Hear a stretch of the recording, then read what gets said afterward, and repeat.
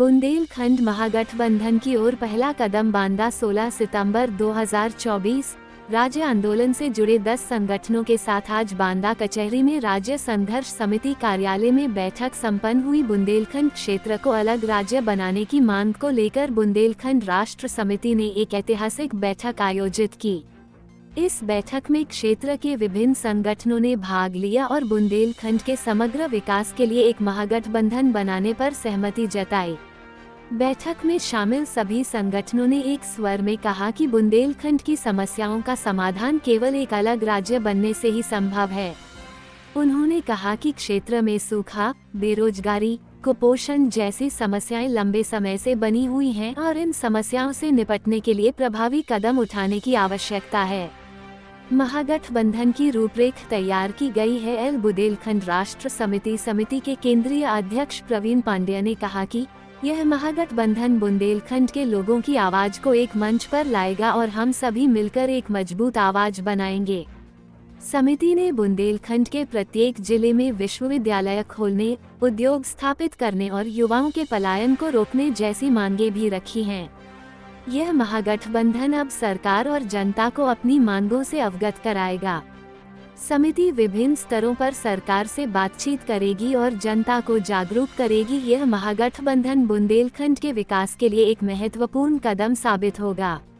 विभिन्न संगठनों का एक साथ आना बुंदेलखंड के मुद्दे को राष्ट्रीय स्तर पर लाने में मदद करेगा। यह महागठबंधन बुंदेलखंड के लोगों की आवाज को एक मजबूत मंच प्रदान करेगा। एक अलग राज्य बनने से बुंदेलखंड का समग्र विकास संभव हो सकेगा। समिति दूसरा बुंदेलखंड राष्ट्र समिति के प्रमुख प्रवीण पांडे जी, तीसरा बुंदेलखंड जनशक्ति मोर्चा के संयोजक सुशील द्विवेदी जी, चौथा बुंदेलखंड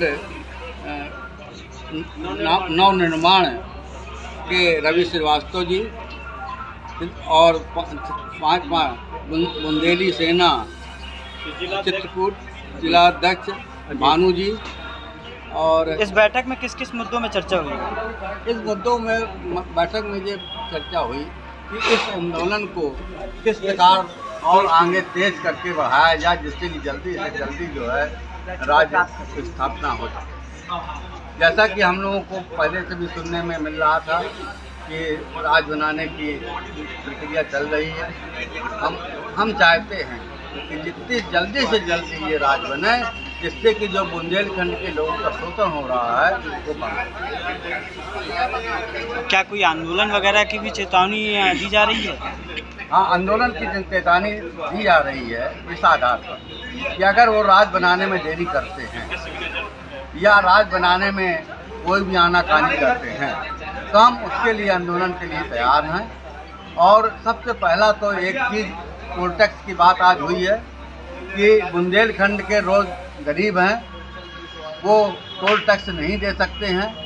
तो भैया 3 पहिया तक से टोल टैक्स लिया जा रहा है, 4 पहिया भी इतना टोल टैक्स लिया जा रहा है कि वो बस से बैठ करके वो सफ़र 2 आदमी आराम से कर सकते हैं। तो टोल टैक्स पर जो संवैधानिक चीज़ है वो गलत है। एक तो टैक्स और टैक्स के ऊपर टैक्स 3 टायर टैक्स लग रहा है, जो हमारी संविधान हमारी इसकी वो नहीं देता या